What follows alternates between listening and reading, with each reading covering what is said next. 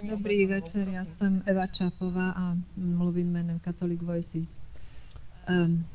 Přírodou to není dané, aby sama žena mohla mít dítě. Je to tak? Léčení rakoviny, lidi umírali, to taky ne. Tady jde o něco konstruktivního. Takto je to dané. Dobře, je dané. A mě by zajímalo, proč je možné a proč si člověk osobuje to právo to měnit.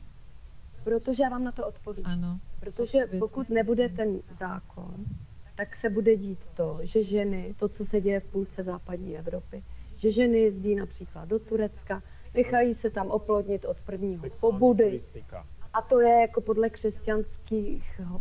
podle křesťanské morálky v pořádku. Je ne, to určitě samé. Ne. To jsou prostě důsledky. K tomu to vede. Jo? Prosím vás pěkně, tady jde o to, že člověk si bere práva, která nemá. Stejně jako lesbické páry nemůžou mít děti. Je to dané přírodou. Je to dané proto, já bych to dokončila, protože pro vývoj společnosti a pro to, aby jsme dobře fungovali, je to takto dané. Otec a matka a dítě. A všecko ostatní je slepá ulička a vede vlastně do nicoty, nevede to k rozvoji společnosti. Já si nemyslím, že všecko ostatní je špatně.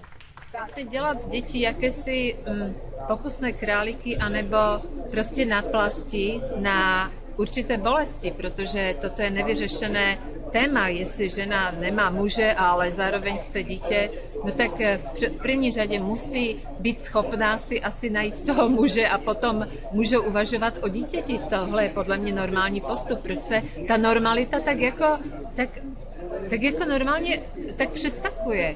Toto mi není jasné. Proč se to, co je normální, považuje teď za něco, co máme považovat za handicap?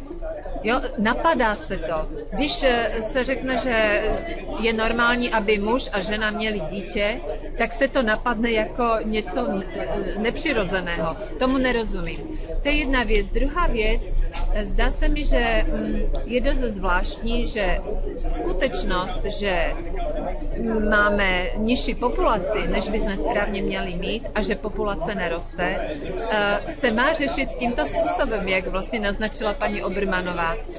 Domnívám se, a fakt jsem si to myslela dlouhou dobu, že pochopíme, buď politici nebo vůbec celý národ, že cesta nerození, neplození a potratů je prostě cesta do nicoty.